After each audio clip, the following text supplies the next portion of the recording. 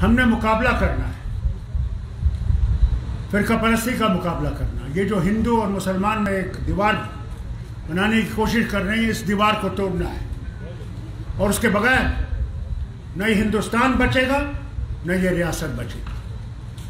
अगर हिंदुस्तान को बचाना है तो इस नफरत को हमने दफन करना है, जला देना है, क्योंकि ये नफरत जो है यही सबसे बड़ा इस वक्त मुद्दा है जिससे ये इलेक्शन जीतते हैं। हर इलेक्शन में मैंने ये देखा है, जब से हिंदुस्तान आजाद हुआ है, नफरतें बढ़ाई जाती हैं। मुसलमान लीडरों को मुसलमानों के इलाके में ले जाते हैं, हिंदुओं के इलाकों में हिंदुओं को ले जाते हैं। क्या ये अच्छा होता अगर उस वक्त मुसलमान लीडर को हिंदू के इलाके में ले जाते और हिंदू के लीडर को मुसलमान के इलाके में, मगर नहीं हुआ। और यही है,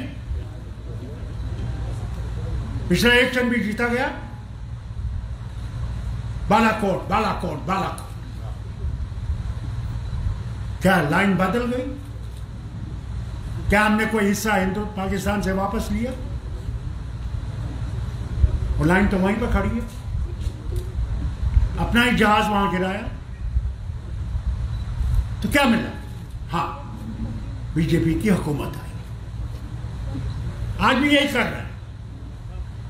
आज भी यूपी को जीतने के लिए ये लोग नफरत फैला रहे हैं और आपके जम्मू में कर रहे हैं, जो ये कहते हैं जम्मू जम्मू जम्मू जम्मू जम्मू। बस मेहरबानी कर नारे मत। मुझे ये बताइए, जम्मू कश्मीर का गेट है, दरवाजा है, और कश्मीर लद्दाख का दरवाजा है। और ये जो सोचते हैं कि हम इस रियासत को तोड़ देंगे, तो उनको मैं कहना चाहता हूं, खबरदार,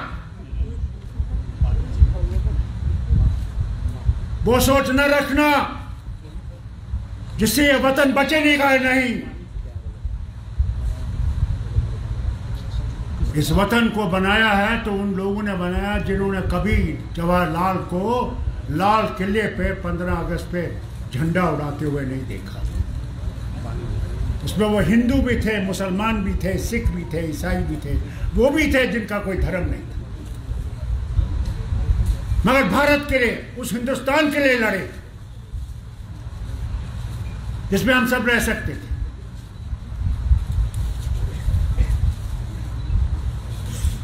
कभी भूलिए मत,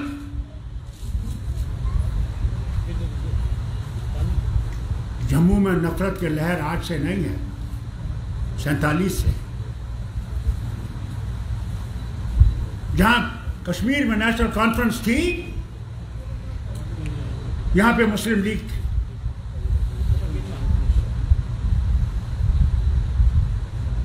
हमारी और उनकी सोच में बहुत फर्क था।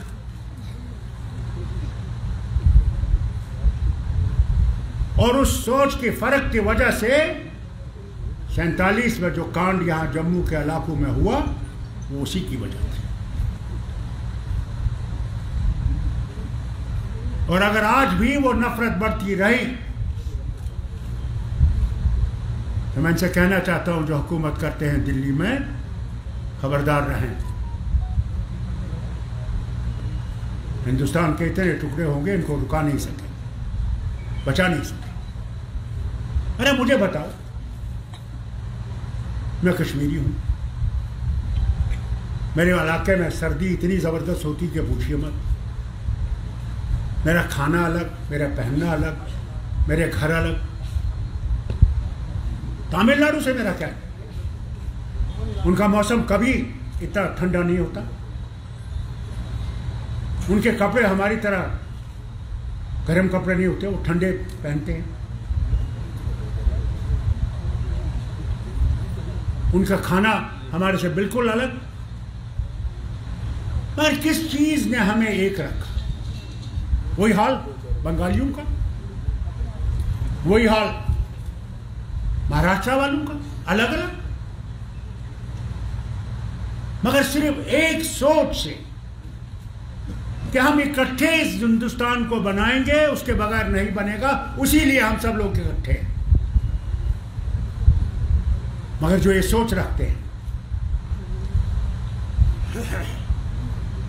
पहले तो हमें पाकिस्तानी कहा गया, इस जमात को पाकिस्तानी कहा गया, फिर आपके सामने आए, भूलिए मत,